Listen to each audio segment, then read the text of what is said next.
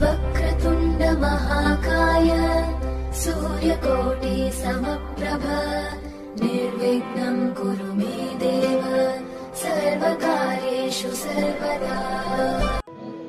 नमस्कार, सह्याद्री वार्तामध्ये आपलं मनपूर्वक स्वागत। गणपती बाप्पा मोरया। आता आपण कामशेत या ठिकाणी इंद्रायणी कॉलनीत आहोत आणि ह्या ठिकाणी एका गणपतीच्या आरतीसाठी आपण या ठिकाणी आलेलो आहोत। एक आगळवेगळ्या अशा प्रकारचं या ठिकाणी गणपतीचा आरस या ठिकाणी केलेला आपल्याला पाहायला मिळतोय।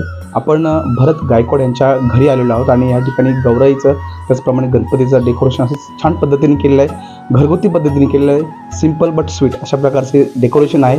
नक्की त्यांच्या काय मागण्या आहेत गणरायाकडे आपण त्यांच्याशी चर्चा करायला आहोत। गणपती बाप्पा मोरया। आता या ठिकाणी थोड्याच वेळात आरती होणार आहे। आरती आपण बघणार आहोत की कशा पद्धतीने या ठिकाणी आरती होतीये। आता आपण आरती ऐकूयात।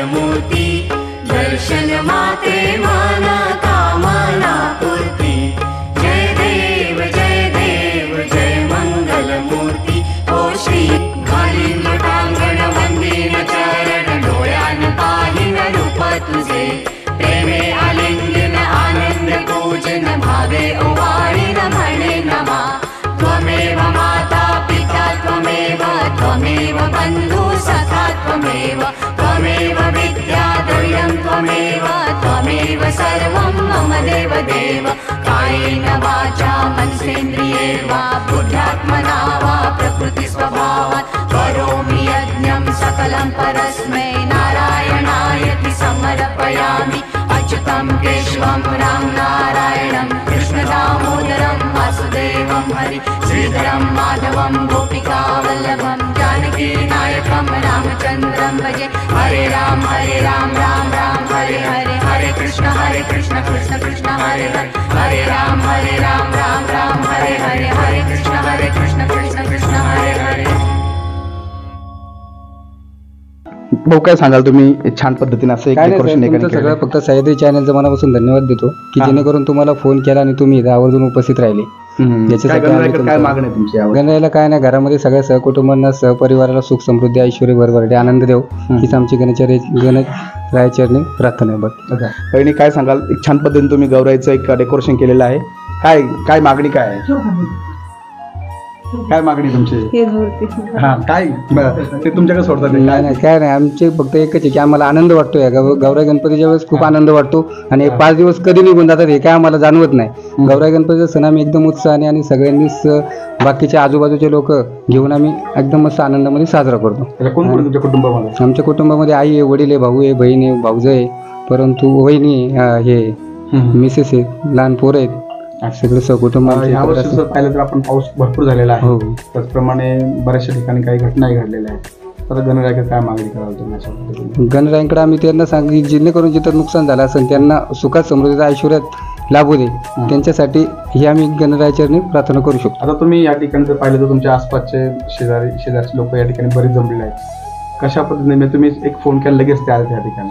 नाही, त्यांच्या आमचं एकत्र राहण्यासारखं त्यांच्या कुटुंबामध्ये आम्ही त्यांच्यामध्ये एकत्र राहतो आणि ती सुद्धा आमच्याकडे असं वेगळं काय जाणवत नाही. आम्ही सगळे एकत्रच असल्यामुळं ते आम्हाला ते पण घरातले सदस्य असल्यासारखे एकदम वाटतं आणि जेणेकरून आम्ही तो सगळं एकत्र सण साजरा करतो. कोणताही सण असला तरी आम्ही तो एकत्र साजरा करतो.